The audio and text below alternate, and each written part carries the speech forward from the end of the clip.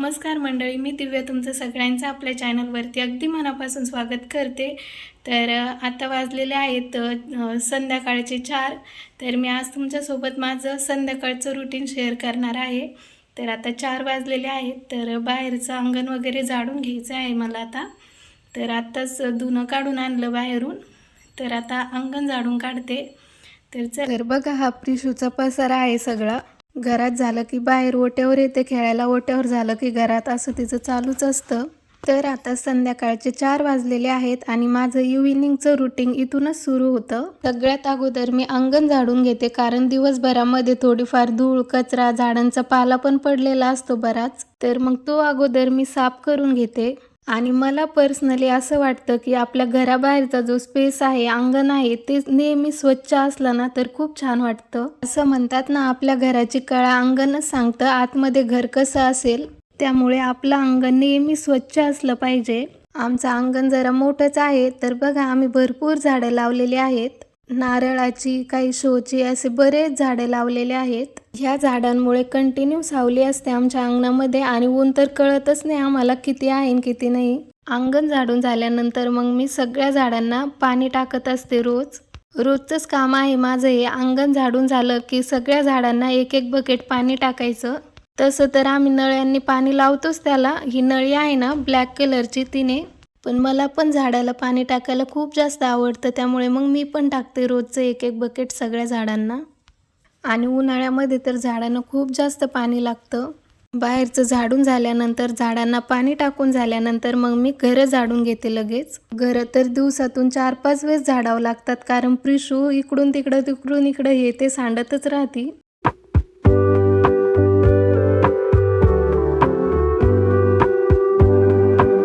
घरं झाडून झाल्यानंतर मग आमचा बाहेरचा स्पेस आहे शेगडी जवळचा, तर मग तो झाडून घेतला। सगळी झाडझूड झाल्यानंतर मग मी स्वच्छ हातपाय वगैरे धुतले आणि थोडंसं आवरून घेतलं। तर मंडळी, आत्ताच मस्त हातपाय वगैरे धुवून मी रेडी झालेली आहे। म्हणजे पूर्ण झाडून वगैरे घ्यायला मला पूर्ण 1 तास लागतो। म्हणजे अंगण पण खूप मोठे, तुम्ही बघितलंच असेल, आणि घरं पण, आणि त्यानंतर ओटा वगैरे बाहेरचं, तर असं भरपूर आहे झाडायला, त्यामुळे बराच वेळ लागतो। तर मस्त झाडून झाल्यानंतर मी हातपाय धुतले स्वच्छ, अगोदर थोडं फ्रेश झाले, आणि मग आता अगोदर चहा घेते आणि त्यानंतर लगेच स्वयंपाकाला लागते। तर आता 6 वाजलेले आहे, तर चहा घेते, त्यानंतर दिवाबत्ती करते आणि मग स्वयंपाकाला लागते। तर चला, आता इथे चहा उकळतोय आणि खरं सांगायचं तर चहाचा हा सुगंध ना खूप मूड फ्रेश करतो। दिवसभराच्या थकव्यानंतर असा 1 कप चहा घेतला ना की थकवा कुठं निघून जातो। त्यामुळे कितीही उन्हाळा असो, ऊन पडलेला असो, चहा लागतो म्हणजे लागतोच 1 कप, संध्याकाळी आणि सकाळी। चहा घेतला आणि दिवाबत्ती करायला थोडासा वेळ बाकी होता, तोपर्यंत म्हटलं मग स्वयंपाकाची थोडीफार तयारी करून घेऊया। बाहेर एकदम छान वातावरण झालेलं होतं, थोडं आभाळ आलेलं होतं आणि मस्त हवा सुटलेली होती। तर मग मी बाहेरच बसून मिरच्या वगैरे निसून घेतल्या, लसूण निसला, आणि आज भोपळ्याची थालीपीठं बनवायची होती, तर मग त्यासाठी भोपळा पण किसून घेतला मी। तर थोडीशी अगोदर तयारी करून ठेवली आणि लगेच दिवा लावायचा टाईम झाला, तर मग लगेच अगोदर दिवा लावून घेतला। तर अगोदर देवघरामध्ये दिवा लावला, तर दिवा मी 6:30ला लावते, समजा 6:30ला। त्यावेळेसच आपल्या घरामध्ये लक्ष्मी येण्याचा टायमिंग असतो, तर त्यावेळेलाच दिवा लावायला पाहिजे। घरातला लावून झाल्यानंतर लगेच मग मी तुळशीजवळ आणि महादेवांना पण दिवा लावून घेतला लगेच। त्यानंतर उंबरठ्यावरती पण दिवा लावला। तर माझे रोजचे 3-4 दिवे असतातच देवघरात, तुळशीजवळ, महादेवांना आणि उंबरठ्यावरती रोज दिवे लावते मी। तर मला सगळीकडे असे दिवे लावायला खूप जास्त आवडतं। त्यानंतर मग थालीपीठ बनवण्यासाठी पीठ मळून घेतलं। तर मला हे थालीपीठ चुलीवरतीच बनवायचे होते, तर मग मी अगोदर चूल पेटवून घेतली। चुलीमध्ये अगोदर छोट्या छोट्या काड्या घातल्या आणि त्यानंतर थोडासा जाळ करून घेतला, 1 कागद टाकला होता त्यामध्ये।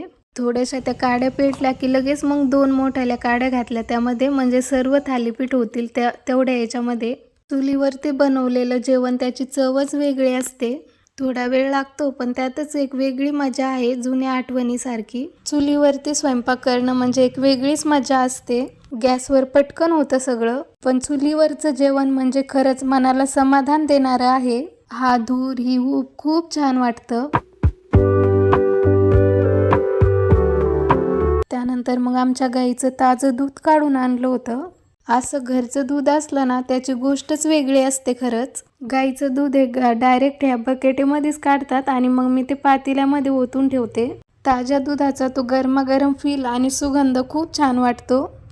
खरंच अशा छोट्या छोट्या गोष्टीमधूनच खूप समाधान मिळतं. अगोदर मी काही भांडे घासले होते तर मग मी तेच रॅकला लावून दिले, वाळले होते तर. दिवसभरामध्ये तर खूप भांडे पडत असतात. चहाचे अलग, काही केलं नवीन तर त्याचे अलग, स्वयंपाकाचे अलग.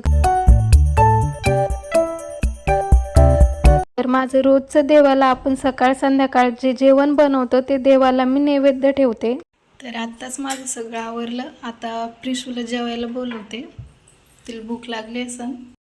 प्रिशू, जेवण करायचं? चल मग, चल लवकर. मी काय बनवलं आज तुला माहिती आहे? कोणी सांगितलं? कोणी सांगितलं ग? कुठून पाहिलं होतं तू? तुला आवडतं का? काय आवडतं ग तुला?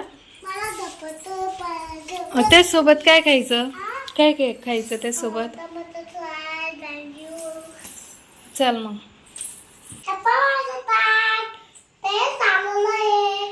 काय काय घेतलं ग त्यात? एवढं घेतलं का? भूक लागली का तुला? कर, तुझ्या हातान करा. तुझ्या हातान जेवण करती का बरं ग? कर ना तुझ्या हाताना. कसं आहे सांग बरं. एक घास खाऊन बघा. कसं आहे? छान आहे का? तिखट आहे का?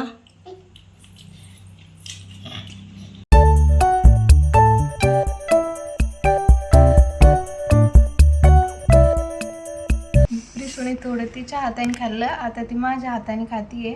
हो ना ग? आणि आमच्या घरामध्ये धपाटे सगळ्यांनाच आवडते धपाटे, त्यामुळे मग 8 दिवसातून एकदा दोनदा तरी आमच्या घरी ते होते. आणि प्रिशूला पण खूप जास्त आवडते. हो ना ग? काय काय आवडतं तुला? Tomato sauce. Tomato sauce? त्यासाठीच धपाटे खाती ना? प्रिशूला आंबट जास्त आवडतं खायला. हो ना ग? दुपारी आईस्क्रीम खाल्ली होती ना तू? नाही, फ्रुटी पिली होती का? आईस्क्रीम नाही? कोणत्या काकूना? सगळं आवरल्यानंतर प्रिशूला जेवू घातलं आणि त्यानंतर आम्हाला जेवायला थोडासा वेळ बाकी होता. तोपर्यंत मग मी माझी रोजची स्वामींची जी नित्यसेवा आहे ती करून घेतली. हा माझा दिवसातील खूप खास वेळ असतो. थोडा वेळ अशी शांत बसून सेवा केली की मन खूप प्रसन्न होतं. तुम्हाला जेव्हा वेळ मिळेल तेव्हा तुम्ही या सेवा केल्या पाहिजे. असं काही नाही की सकाळीच केलं पाहिजे. तुम्हाला जेव्हा वेळ मिळेल तेव्हा करायचं, पण देवासाठी थोडासा वेळ काढलाच पाहिजे. तर शक्यतो मी या सेवा रात्रीच करते झोपण्याच्या अगोदर. मस्त शेतातून कणसं आणले होते तर शेगडीवरती कणसं भाजून घेतले आणि माझं सगळं आवरेपर्यंत ते पण आले होते. आणि आमचा हा बाहेरचा जो स्पेस आहे तर आम्ही रोज रात्री तिथेच बसून जेवण करतो. खूप छान वाटतं. बाहेरची अशी थंडगार हवा आणि मोकळ्या वातावरणात जेवायला खूप छान वाटतं.